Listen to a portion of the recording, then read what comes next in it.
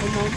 గతంలో కూడా బీజేపీ ప్రభుత్వం అధికారంలోకి వచ్చినప్పటి నుంచి భారత రాజ్యాంగానికి వ్యతిరేకంగా భారత రాజ్యాంగాన్ని మారుస్తాం, భారత రాజ్యాంగాన్ని మేము కొత్త రాజ్యాంగాన్ని సృష్టిస్తామని ఒక ప్రచారం కూడా చేయడం జరిగింది.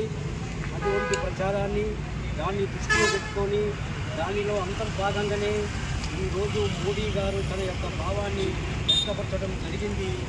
ఏది ఏమైనా కానీ భారతదేశంలో జరిగింది కానీ ప్రజాస్వామిక వాదం కానీ మైనార్టీలు కానీ అందరూ సమాఖ్యంగా ఏదైతే బీజేపీ ప్రభుత్వం కుట్ర చేస్తుందో ఆ కుట్రను తిట్టుకొట్టడానికి మనమందరం సమయత్తం కావాలి.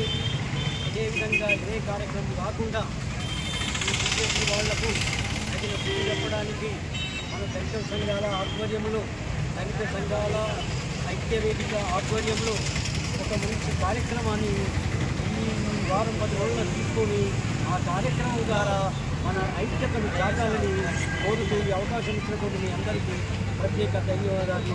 జై భీమ్. జై జై జై జై జై భీమ్. జై భీమ్. జై భీమ్. జై జై జై జై జై భీమ్. జై భీమ్. జై భీమ్.